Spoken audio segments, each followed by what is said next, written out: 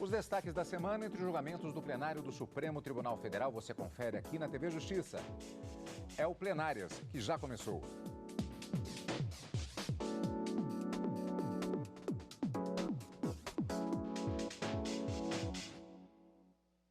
Hoje, com os principais momentos das sessões dos dias 12 e 13 de agosto de 2020. Vamos conversar com a Karina, que está nos acompanhando aqui por meio do Skype nessa nova metodologia relacionada aos protocolos de combate à Covid-19. Karina, acompanhamos, portanto, as sessões do plenário por meio do programa direto do plenário e a característica das sessões desta semana são um julgamento importante iniciado e outro que foi finalizado na sessão da quinta-feira. Olá, Cadu. Essa pandemia acaba mudando todos os planos, inclusive a gente agora com esse novo formato do Plenárias, garantindo a segurança de toda a equipe da TV Justiça, sem dúvida alguma, uma grande iniciativa da própria TV para blindar todos nós contra esse coronavírus. Essa semana, no plenário do Supremo Tribunal Federal, nós tivemos um assunto iniciado e de suma importância no âmbito da Justiça do Trabalho, em 4 ações, 2 ações declaratórias de constitucionalidade e 2 ações diretas de inconstitucionalidade que tiveram julgamento iniciado, mas ainda não foi finalizado, em que se discute se a TR pode ser utilizada como índice de correção monetária tanto para créditos trabalhistas decorrentes de sentenças condenatórias na Justiça do Trabalho, como também se ela deve ser aplicada como índice de correção monetária dos depósitos recursais ainda no âmbito da Justiça do Trabalho. O julgamento dessas 4 ações foi iniciado, mas logo após as sustentações orais, o julgamento foi suspenso com uma promessa de retomada ainda em agosto deste ano pelo ministro Dias Toffoli. E na quinta-feira, um julgamento de extrema importância também, em que se buscava um pedido de medida cautelar numa ação que questiona uma lei de mais de 21 anos que vem sendo produzindo os seus efeitos, mas que diante das circunstâncias e de um decreto que está na iminência de entrar em vigor, logo no dia 17 de agosto, foi questionada a constitucionalidade de um dispositivo dessa legislação que cria o Sistema Brasileiro de Inteligência, tendo a ABIN, a Agência Brasileira de Inteligência, como órgão central. Os ministros, na decisão, deferiram parcialmente a medida cautelar para traçar limites para o compartilhamento de dados e informações com a ABIN, Cadu. Karina, e como você bem sabe também, nós temos as sessões jurisdicionais, esses são os destaques, ou seja, a sessão jurisdicional é aquela justamente em que há o dizer o direito, como o próprio nome já diz, ou seja, os julgamentos. Mas nós também temos as sessões administrativas e exatamente em uma sessão administrativa que foi transmitida ao vivo, o Supremo Tribunal Federal aprovou a proposta orçamentária da Corte para o ano que vem. Os ministros também aprovaram um texto sobre a retirada de ministro que estiver prestes a se aposentar do sorteio de processos. O presidente do Supremo Tribunal Federal disse que a proposta foi elaborada em conjunto com o ministro Luiz Fux, que assume a presidência do STF no mês que vem. O texto levou em conta um levantamento realizado junto a todas as unidades do tribunal. Dias Toffoli afirmou que foi necessário cortar 76 milhões de reais da proposta orçamentária. Com isso, o valor total ficou em 712 milhões 462 mil reais. Resultado que, conforme o projeto, traz a correção de índices inflacionários. É mera aplicação de índice inflacionário sobre o orçamento de 2020. Prática que tem sido adotada desde a implantação do teto constitucional de despesas. A proposta orçamentária prevê a divisão dos recursos em 4 partes: pessoal e encargos sociais, outros custeios e capital, despesas financeiras e benefícios. Com aprovação na sessão administrativa, a proposta orçamentária do STF será encaminhada ao Executivo Federal para a inclusão no projeto de lei orçamentária anual. O ministro Luiz Fux disse que, na qualidade de futuro presidente do STF, conversou com o ministro da Economia, Paulo Guedes, que, segundo Fux, colocou a equipe econômica à disposição do STF e do Conselho Nacional de Justiça para a eventual suplementação na proposta orçamentária. O ministro da Fazenda nos deu a palavra de nos encontrarmos e estabelecermos alguns itens que eventualmente vamos precisar suplementar, e ele se colocou à nossa disposição. O plenário também aprovou nesta quarta-feira o texto sobre a retirada de ministros que estão prestes a se aposentar do sorteio de processos da Corte.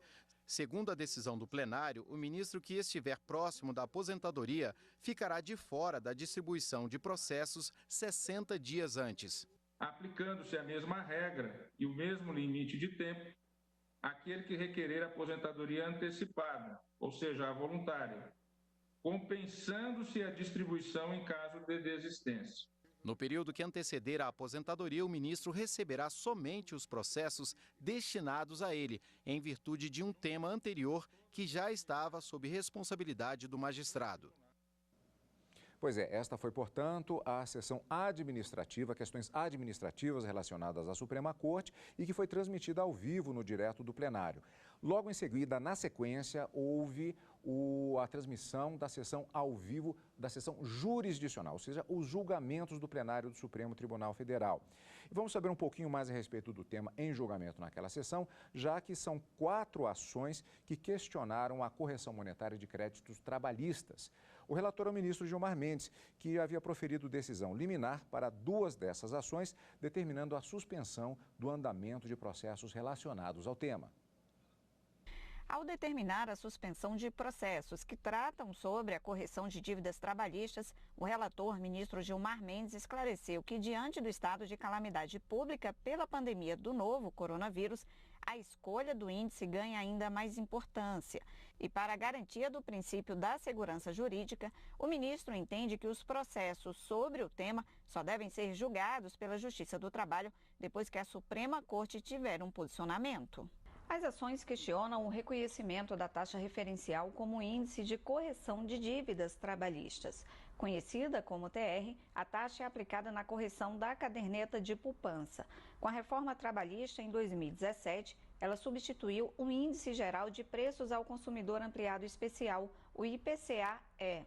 Mas a Justiça do Trabalho não reconhecia a TR como fator de correção dos débitos trabalhistas.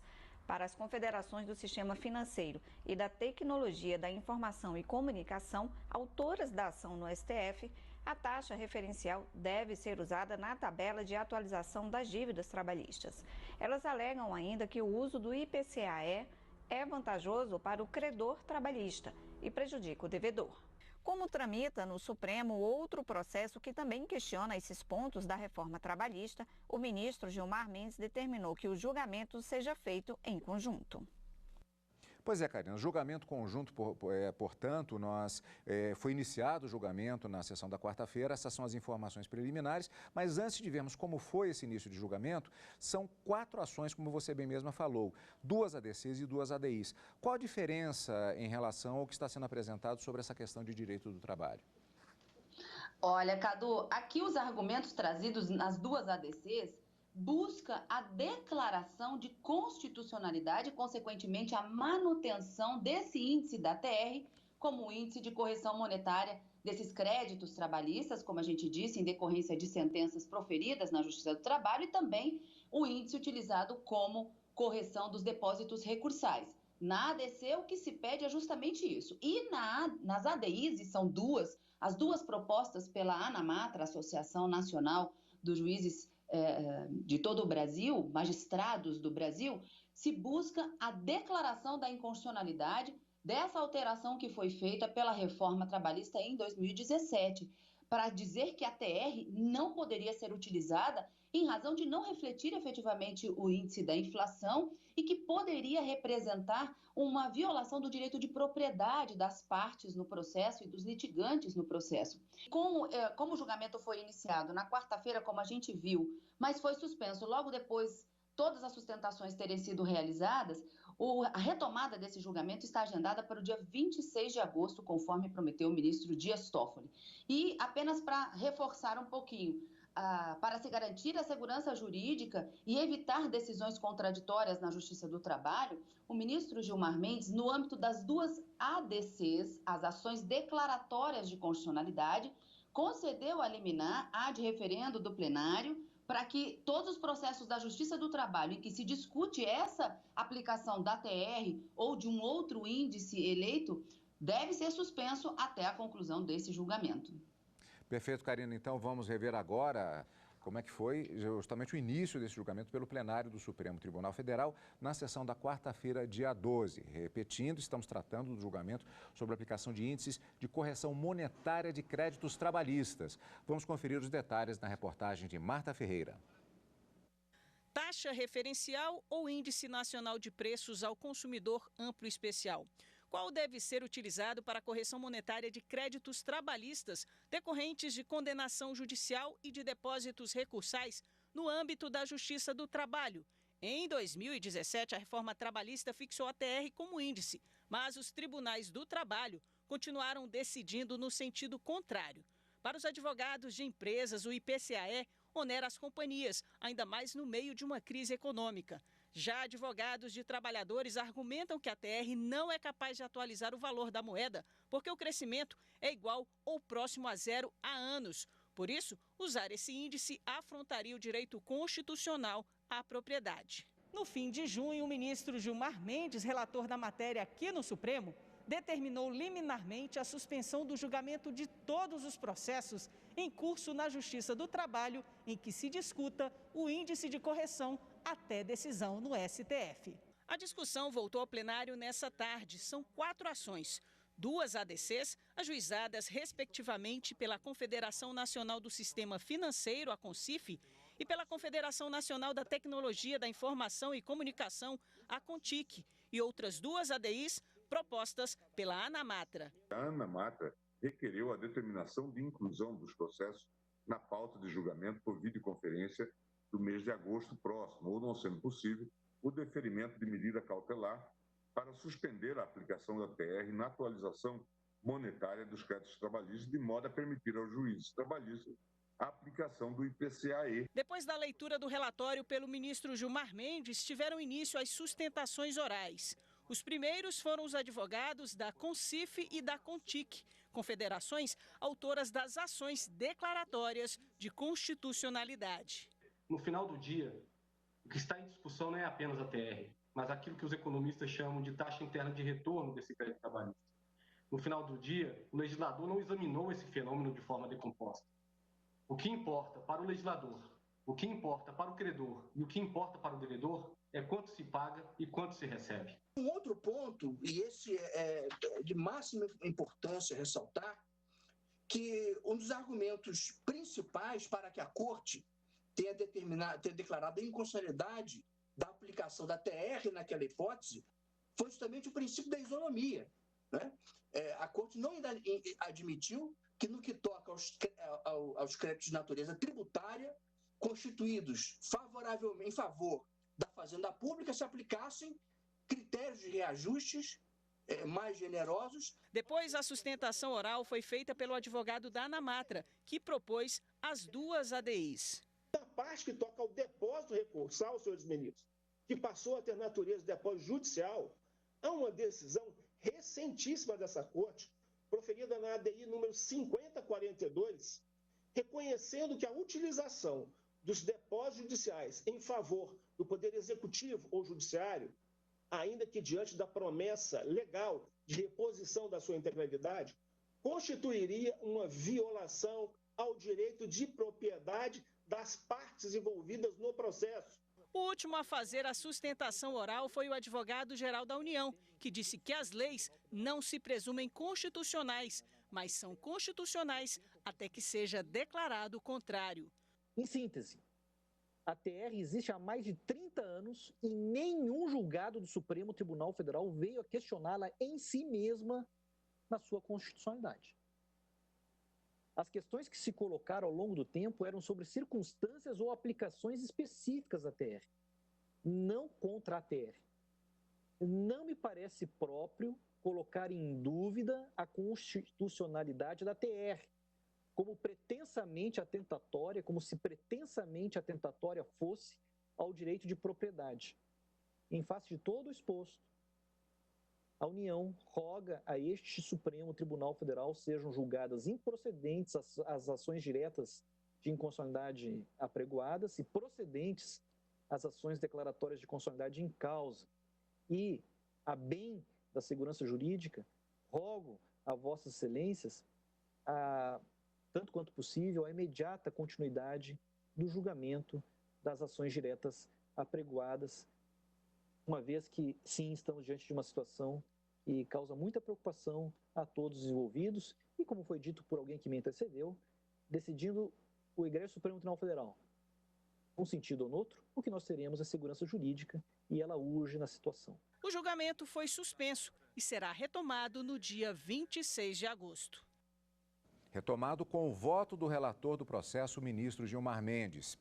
E o compartilhamento de informações à Agência Brasileira de Inteligência exige motivação e interesse público.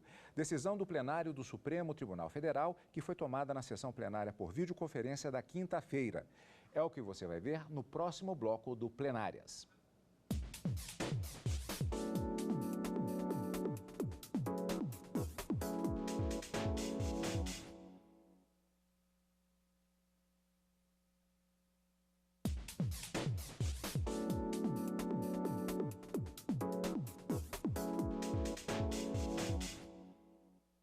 Estamos de volta, portanto, com o Plenárias e os destaques da semana entre os julgamentos na sessão por vídeo, ou melhor, nas sessões por videoconferência, quarta e quinta-feira, plenário do Supremo Tribunal Federal.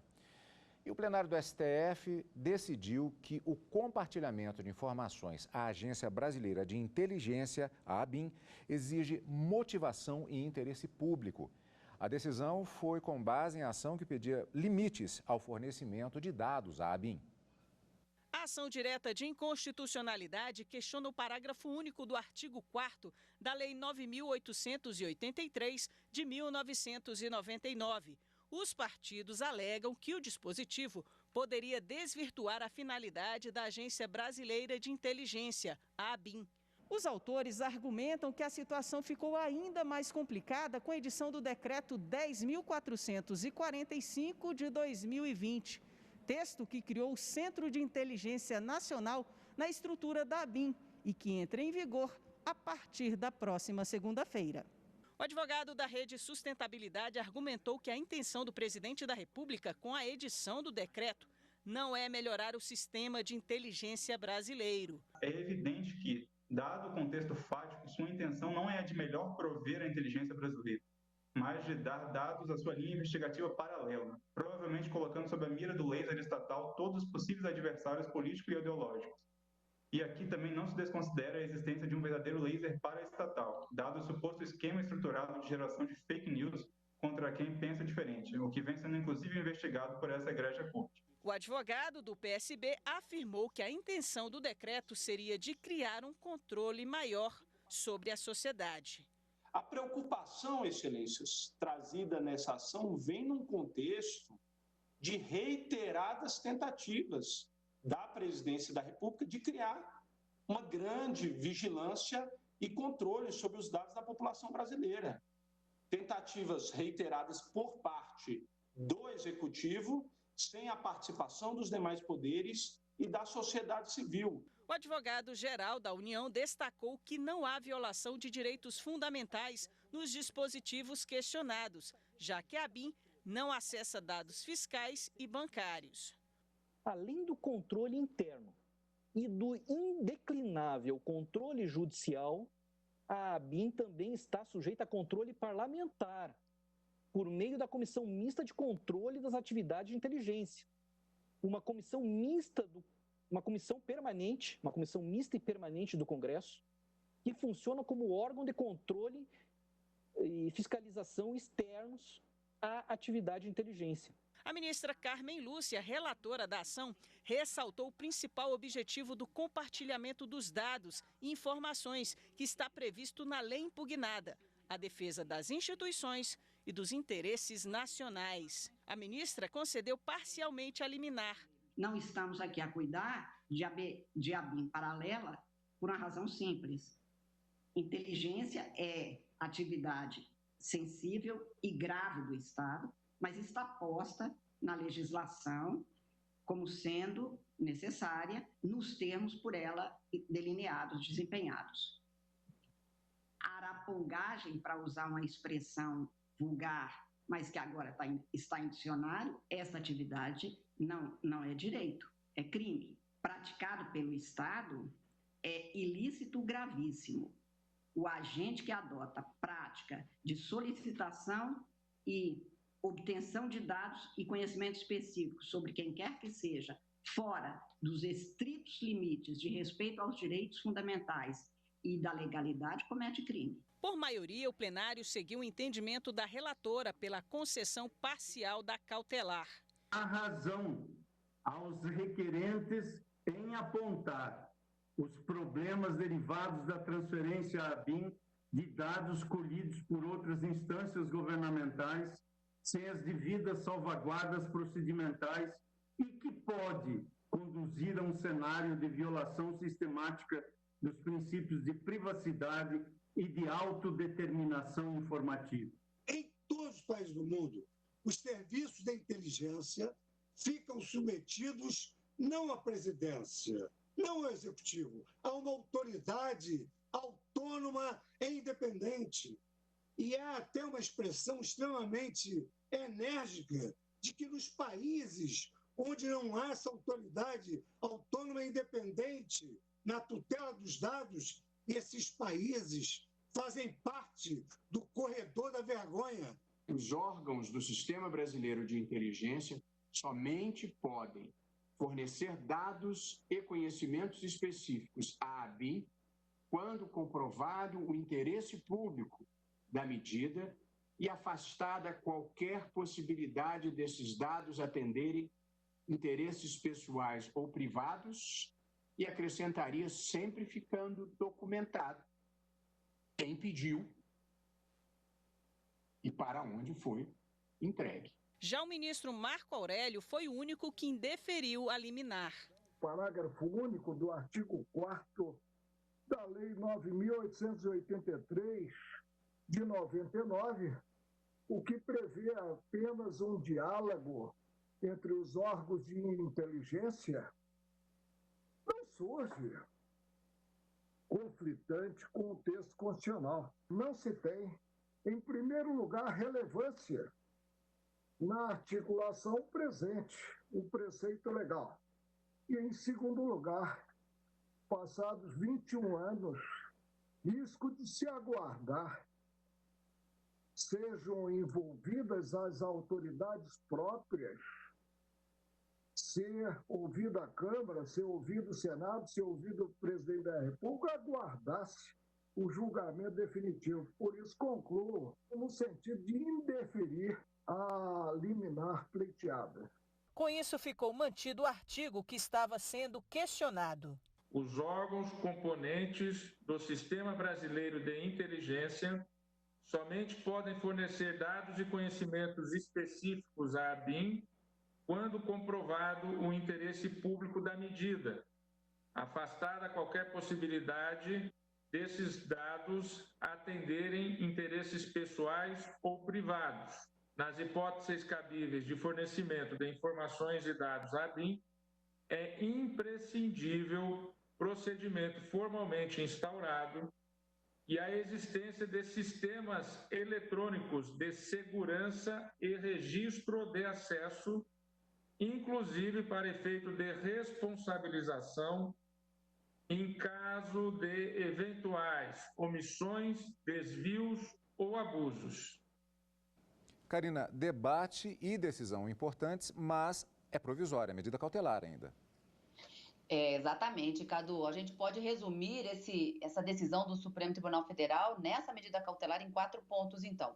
Interesse público, motivação do ato que faz a solicitação, a necessidade de observância das chamadas cláusulas de reserva de jurisdição, ou seja, a determinados direitos fundamentais cuja inviolabilidade somente pode ser quebrada por ordem judicial e que, portanto, essas informações e compartilhamentos necessitariam de ordem judicial para tanto, e, por fim, uma inclusão feita por sugestão do próprio ministro Dias Toffoli, no voto da ministra Carmen Lúcia, que foi acatado por todos que votaram nesse sentido, a instauração de procedimento formal e a existência de um sistema eletrônico de segurança e registro de acesso para fim de eventual responsabilização em razão de omissão, desvios ou omissões.